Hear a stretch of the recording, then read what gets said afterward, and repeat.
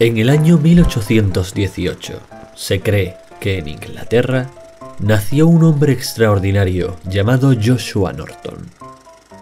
Es curioso pensar quién habría imaginado cuando nacieron que Bill Gates, Barack Obama o J.K. Rowling, por poner ejemplos dispares, iban a convertirse cuando crecieran en lo que son hoy. Desde luego no es estrafalario fantasear con que los chiquillos se convertirán en grandes empresarios, figuras políticas o artistas cuando crezcan. Pero seguro que ni en sus más extraños sueños o pesadillas nadie habría pensado que, cuando fuese adulto, al pequeño Joshua se le conocería como Su Majestad el Emperador Norton I de los Estados Unidos. Los registros de aquella época son confusos, pero se cree que emigró con su familia a Sudáfrica cuando tenía 2 años, y allí se crió como un niño que sueña con América, el nuevo mundo en el que algún día hará fortuna. Y así ocurrió que cuando recibió $40.000 como herencia de su padre, se hizo a la conocida como Tierra de las Oportunidades. Ya en Estados Unidos amasó una pequeña fortuna, y durante un tiempo le fue muy bien. Pero se volvió demasiado ambicioso. Ocurrió que en esos días los cargamentos de arroz de China se habían cancelado por un veto, debido a una hambruna que estaba sufriendo dicho país, por lo que no se podían permitir comerciar con los pocos alimentos que aún tenían. Norton vio en esto una oportunidad para especular. Se hizo con todos los cargamentos de arroz que pudo conseguir, gastándose gran parte de su fortuna. Y tal y como esperaba, el precio del arroz subió muchísimo, casi un 90%, por lo que era seguro que obtendría una fortuna inmensa si empezaba a vender su arroz. Pero Norton no vendió aún, quería esperar a que el precio subiera todavía más, porque sabía que él ya prácticamente tenía el monopolio del arroz, nadie iba a poder hacerle competencia, así que aún podía esperar más, para que el día que vendiese se hiciera muchísimo más rico. Su exceso de avaricia fue castigado duramente, porque eventualmente la alternativa llegó desde Perú. Y es que los peruanos también habían visto su oportunidad comercial, pero ellos hicieron sus negocios y quedaron satisfechos. Como consecuencia, el precio del arroz volvió a bajar rápidamente, y Norton, que había esperado demasiado, se vio en pocos años en la ruina. Perdió todos sus negocios, hipotecó todas sus posesiones y se quedó en bancarrota y a punto de vivir en la calle. Nadie supo nada de Norton durante un tiempo, y de repente, un día, el 17 de septiembre de 1859, a los periódicos de San Francisco llegó una carta muy bien redactada y firmada por él, en la que decía lo siguiente.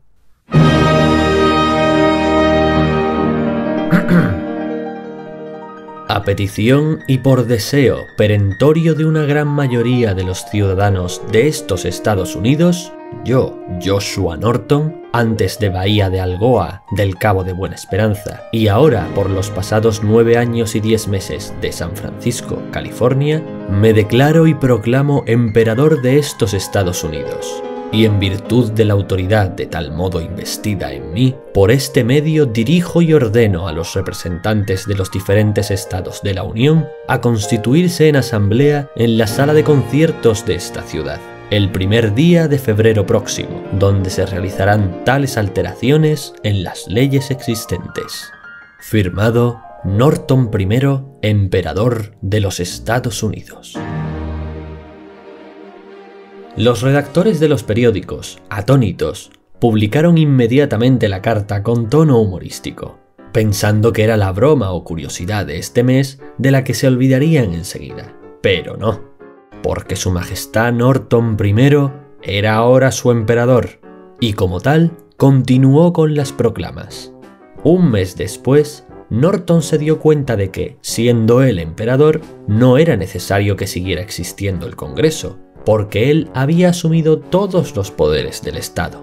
Así que mandó a publicar otra proclama en la que decía: En vista de que un grupo de hombres que se llaman a sí mismos Congreso están ejerciendo en este momento en la ciudad de Washington, violando el edicto imperial, se declara abolido el Congreso. Se le ordena asimismo al comandante en jefe de las fuerzas militares, el general Scott, al momento determinado este decreto, el mando de las fuerzas necesarias para desalojar la sala del Congreso.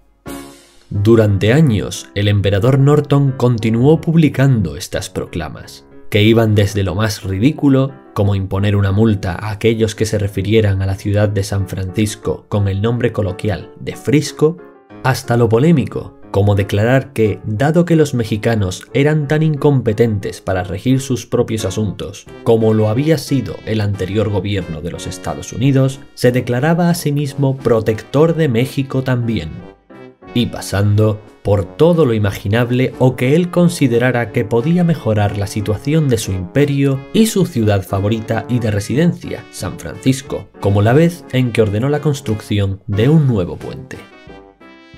Su Majestad tenía su corte imperial en un barato edificio de habitaciones de alquiler. Era costumbre suya pasearse a diario por las calles, tomando nota de todo lo que era necesario mejorar en la ciudad y por extensión en el país, llevando a cabo acciones tales como inspeccionar las alcantarillas o comprobar los horarios de los autobuses, así como atendiendo respetuosamente las reverencias de sus súbditos, porque sí, el emperador Norton se hizo muy famoso en la ciudad de San Francisco, y a menudo la gente lo saludaba o aclamaba como su emperador, llegando a convertirse en un personaje célebre para la ciudad y toda una atracción turística. También tenía por costumbre asistir a una iglesia diferente cada domingo, para así evitar celos y envidias entre las distintas congregaciones. En 1867, la policía lo arrestó por vagabundo y por loco, pero los ciudadanos de San Francisco se indignaron y no cesaron de protestar hasta que las autoridades le dejaron en libertad. De hecho, el propio director de la policía le liberó y una delegación de concejales le pidió disculpas por el incidente. Norton, haciendo muestra de sus impecables modales y su carácter magnánimo, les perdonó y olvidó el incidente. Debido a su popularidad, el emperador Norton comió siempre en los mejores restaurantes a cuenta de la casa, viajó siempre en primera clase y tenía un asiento reservado en los teatros de la ciudad. Y cuando entraba en la ópera, todos los demás asistentes se ponían en pie y guardaban silencio hasta que éste se sentaba, siguiendo el mismo protocolo que con la realeza. De hecho, se dice que ninguna representación comenzaba sin haber antes dispuesto asientos para Norton y sus dos perros.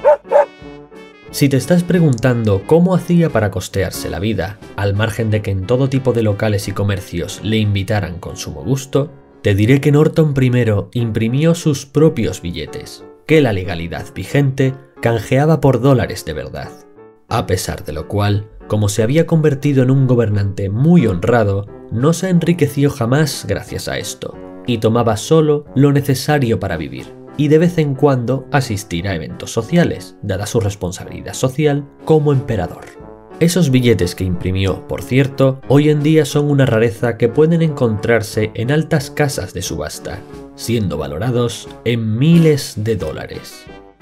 En una ocasión, sancionó a una compañía ferroviaria por haber tenido la desfachatez de no invitarle a comer gratis en uno de sus vagones, por lo que la compañía inmediatamente se corrigió, otorgándole un pase vitalicio y disculpándose por el malentendido.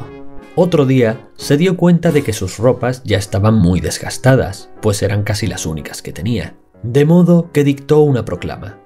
Sabed que yo, Norton I, tengo varias quejas contra mis vasallos, considerando que mi imperial guardarropa constituye una desgracia nacional. Al día siguiente, el ayuntamiento le proporcionó una gala de uniformes nuevos.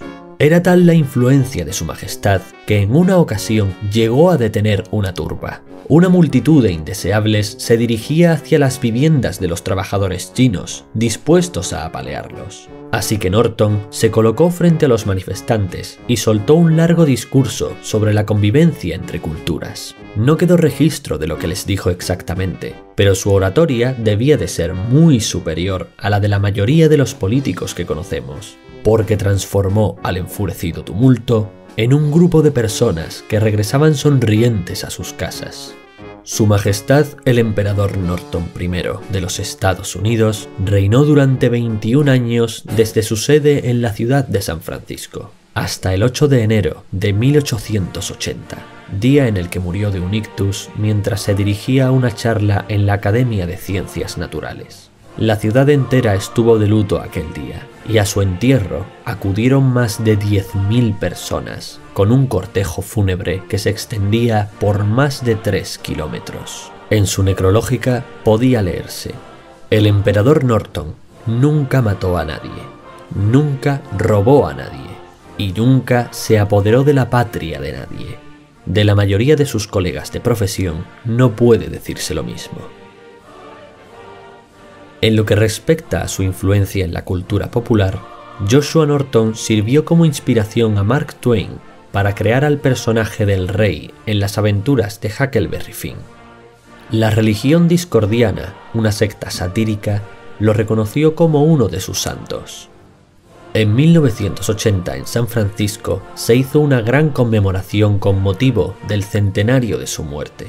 Actualmente existe una plataforma que recoge apoyos para cambiar el nombre del puente Golden Gate a Puente del Emperador Norton.